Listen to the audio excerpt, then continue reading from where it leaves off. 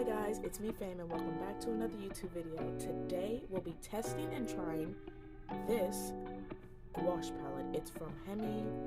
I've heard a few good things about this palette, so I decided to go with this one. My boyfriend bought this palette for me and I love him so much for that. I wasted no time getting paint on this. I opened it yesterday, stirred around the paints and stuff, and as you can clearly tell, there's paint all over. That's great. While I review this palette, give pros and cons and tips about it, I'll also be drawing a picture, painting a picture with these paints. Let's hope I know what I'm doing because I've never used these paints before, but I did watch a few tutorials on how to use them, and I'll just share the tips I learned from them as I paint this. So let's get started. First things first, they have these two little flops on the side that you just lift up and beautiful. Whenever I first opened it, it came with two of these cards, so I'm going to glue one of these into my sketchbook, and these just tell you all of the paints they have, their codes, and there's 24 paints in this one. I got this one, well, I didn't get it, my boyfriend got this one off of Amazon for I think $28. If you want the link to it, I'll share it. And they also give you this nice cute palette where you can mix the paints on it. I don't know how I'm going to use this, but I tried to clean it off. Don't mind me, guys. Okay, I tried. Okay, keyword tried. And, oh my god, that is... And, you know, this is what the back looks like. It's just messy because I tried to clean it. Sorry, I had to clean up, well, most of the spots because... Yeah, this paint is water activated and you're supposed to keep it moist, so stuff like this right here is gonna happen. So you could use a little Q-tip to clean up the cross sections. And they come with 24 beautiful colors. This one is burnt umber, nude, rose, orange, grass green, yellow green, Peruvian blue, black, orchard, I think.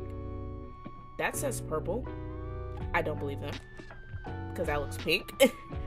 Deep red, medium yellow, jade green, sky blue, acid blue, ultrarium? I think I said that right. Earth yellow, white, poachy? I'm so sorry, y'all. I'm so bad with these names. Lemon yellow, pale green, pale purple, cobalt blue, and violet. And they also come with these beautiful brushes. There we go. They give you these three beautiful brushes, a rounded tip one, a flat tip one, and a more pointed tip for like smaller details. And these are the only three they come with. Also, if you wanted to know, these actual palette boards or like palette trays, whatever you want to call them, they come in different colors. I chose teal or green. Don't remember which one. I think this one's teal. And I love this color. It's beautiful. I know they have pink up there, maybe white, not really sure. And what else do they have? These little paints, you can take them out, so, and you can switch them up. Whenever I first got mine, the colors weren't in this order, so I just switched it up and put it in this order. It didn't take long at all. So far so good. I am very happy with the vibrancy of these colors. Here's a more close-up look at them. They are very glossy because I sprayed them in water last night. I wanted to make sure they were nice and prepped for today. And it took no time at all. I'm lying because I had paint all over my hand, so it took me longer than I wanted to, but so far so good. I have nothing but good thoughts about this. This really wouldn't be a con. It's just one thing that I'm not too stoked about is since this paint is water activated, that means they can easily get contaminated. You can easily mess it up. And I'm a very messy painter. Like, see, I've barely been touching it and there's already purple on my hands and nails. So I'm scared that I will contaminate these paints a lot, and I really don't want to because I love how vibrant and pretty these colors are. So let's hope, you know, my messy art tendencies don't kick in full throttle here and mess up these paints. Obviously, before I start actually getting into the painting, I'm going to swatch all of these colors using no water, a little bit of water, and then a lot of water. Well, not a lot, but like more than enough water for the paints, just so I can see how the colors will change depending on the water. because I don't want to just dive in this messing things up. I want to be very, very safe because I am so nervous to use these paints. And while I do that, I'll probably talk more about the pros and cons or just tips, and then we'll get straight into the drawing.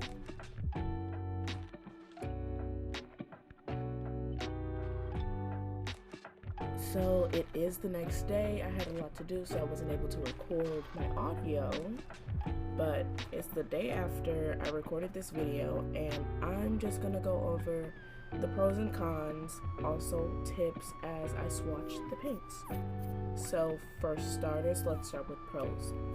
First off, the paints are really easy to use and blend. Adding water makes for an easy and quick blend of the colors. So even if there are two completely opposite colors, if you add water in between, you can easily blend them. So that's really good.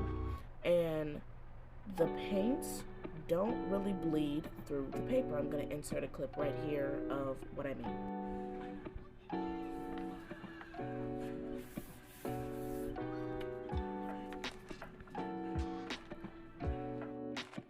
Now, I don't know if this is the case for every sketchbook type, but the type of sketchbook I'm using is a Royal and Lang Nickel sketchbook. It's the 8.5 by 11 sketchbook with 110 pages, and so far the paints haven't leaked through, so that's really useful. So if I wanted to draw on the back of the pages and use the exact same paints, I think it would work, but I'm not going to try it just in case, you know, water reactivates it. There's multiple coloring and blending options you can use. Since there are 24 colors, that gives us a lot of variety. I know they're bigger Hemi palettes, but the one I got I'm pretty happy with as well. You can also use it as watercolor if you want to. If you take a little bit of the pigment you want and dilute it a lot, you can use the paints just like watercolor, or you can use them as acrylics. But using them like someone in the middle, just by thinning it out a little bit with water, makes for really good paint, and you won't be using too much of the paint. Also, like I said before, it's affordable. Around $28 is the one that I got, so you can just get it off of Amazon. That's where I got it from. There's different kinds, and even though I said, oh, there might be a white one, there's only 3 colors, which is pink, white, and teal apparently. I think on Amazon it says it's green, but I'm gonna go with teal.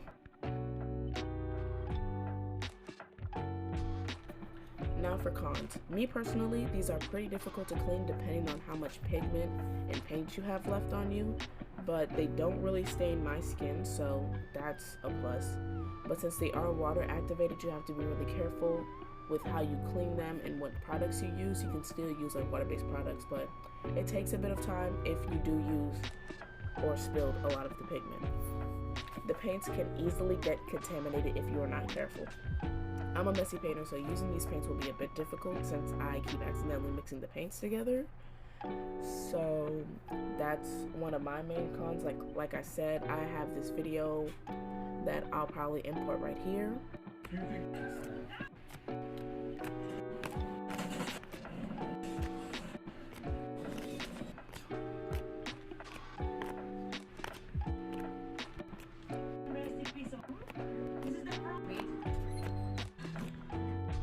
As you can see in the video, as I was putting the paints in, my fingers were completely covered in the paint. I was just opening them up and stirring them and then placing them back in their containers, and I had so much paint on my fingers. I am so messy when it comes to painting. I cannot understand how people can just paint and not get paint everywhere. Next point, they're not best for travel, depending on the brand you got. I have the Hemi Green, apparently, 24 paint set, which is quite heavy, so traveling wouldn't be ideal. There are lighter packs and there are like smaller types of the palettes, but the one I specifically got, I will not be taking around with me. This will be a home palette. If I want to paint elsewhere, I'll just probably bring a small watercolor palette that I'll use. So definitely keep that in mind. If you like to conceal your paints, I don't really think you'll need it for these paints if it's in a sketchbook, but don't use Mod Podge with them. That's just I don't think it'll work because Mod Podge is like glue and it has moisture in it, so using that over those paints will probably not be the best idea. And the final point I have, be careful where you store your artwork after using these paints. Leaving it in places where moisture is common can result in reactivation of the paints and can mess up your work. So if you keep it in like a nice dry area in a sketchbook that doesn't have any other like wet or moist things in it, you should be fine.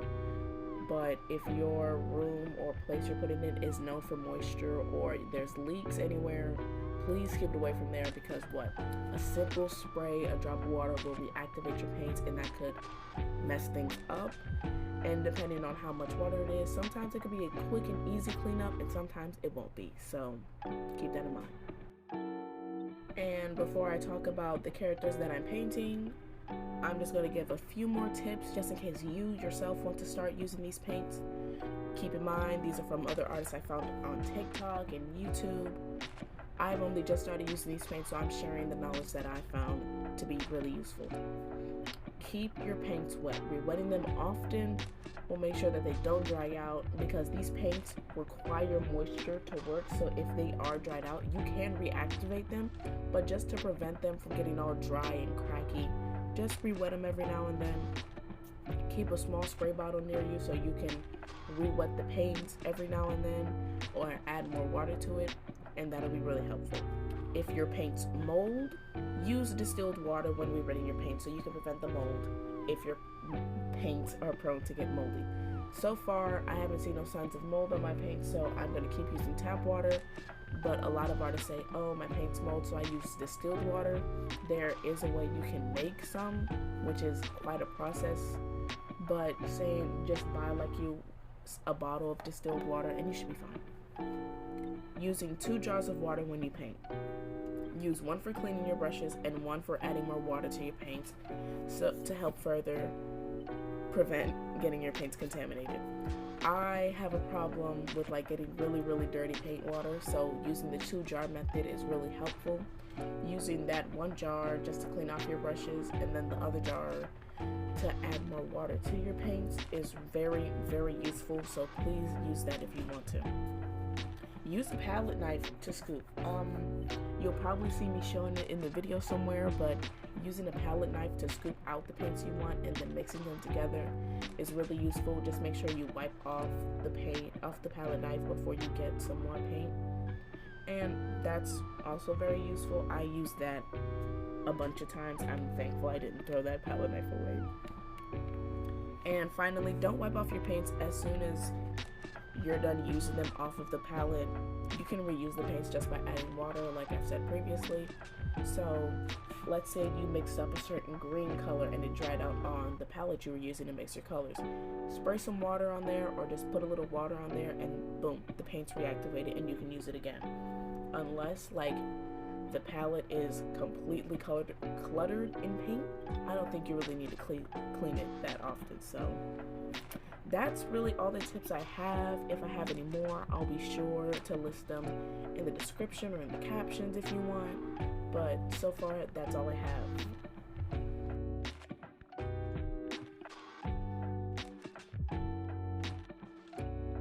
Now, let's get into the art I'm doing. So, as you can see in the middle, if you don't already know who that is Miguel O'Hara. I love him so much. I mean, sure, he was a prick in the movie, but we'll get over it. But on the right side to him, that's my spider persona, Sapphire, aka the Sapphire Spider. And on the left side is my boyfriend's spider persona, Spider Swick. A little bit about my character. Their name is Saf, but they go by Sapphire that's their full name. Miguel O'Hara gave them that name after they met, and Saf has been going by that ever since as a sign of them leaving their past behind. Let's see. They used to be a scientist assistant at Alchemax, but after their canon event, they started working as Miguel O'Hara's sidekick. My character is infused with the DNA of a Goody Sapphire Oriental Tarantula. And I don't want to go into that canon event since it is pretty graphic and I don't need YouTube trying to stop me from posting this video. So let's just say lives were lost. That's all I'm gonna give y'all. Let's see. Just a few other facts. They're light sensitive, just like Miguel O'Hara. They have vitiligo as a side effect from the serum after they got injected. They are not really a fighting type of hero. They're more of the rescue type. Miguel does all the heavy work. And the Sapphire Tarantula is known for like quickly running away, not really getting into fights. So I wanted to incorporate that to my character. So they're used to running to help people instead of running to fight. Also, I wrote like a short fanfic or like plot in the Across the Spider-Verse if Sapphire was there.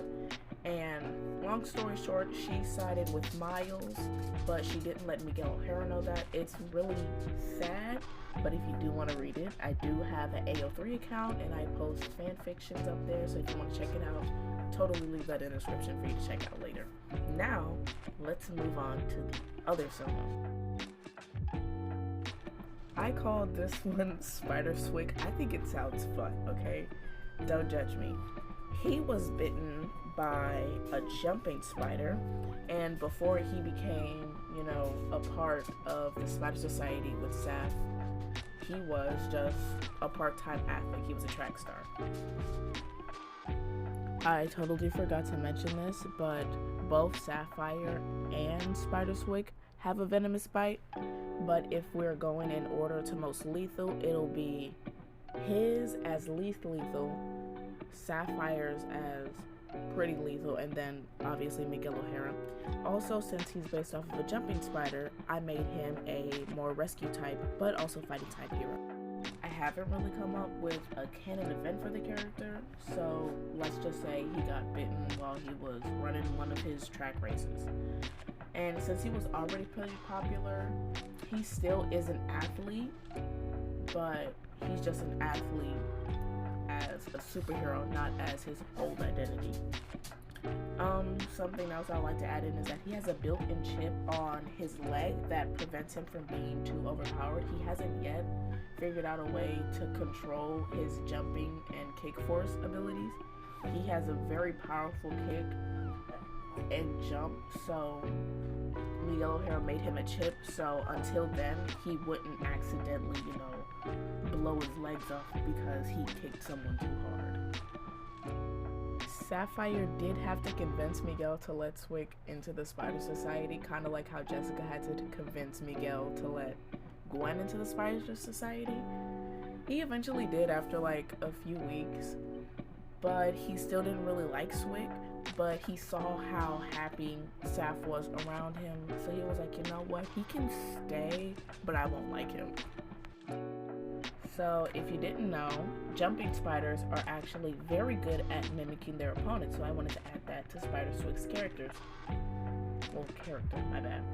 He is really good at seeing the fighting style that the villain would use, so once he figures out the exact fighting style they use, he'll use their fighting style against them to beat them, and I think that's a pretty cool thing he does. I know me giving information about my characters was kind of all over the place. It's because I haven't really written about them that much, but hopefully I'll get them more structured, so if I do decide to do another video like this, it won't be so confusing. But thank you so much for listening, and I'll just let these last few minutes or last few seconds just be complete lo-fi, so enjoy that.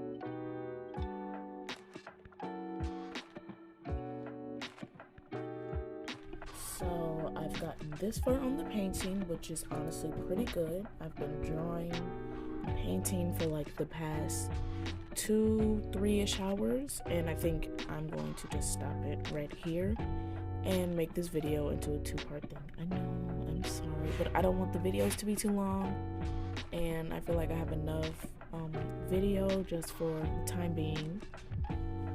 And hey, so far I'm not the happiest with it, but I know I can fix it up and at least get it to a point where I'm somewhat happy with it or feel better about it. And that's all I have for now. So thank you so much for watching. If you made it this far, if you're interested, like and subscribe, and I'll see you guys in the next video. Bye.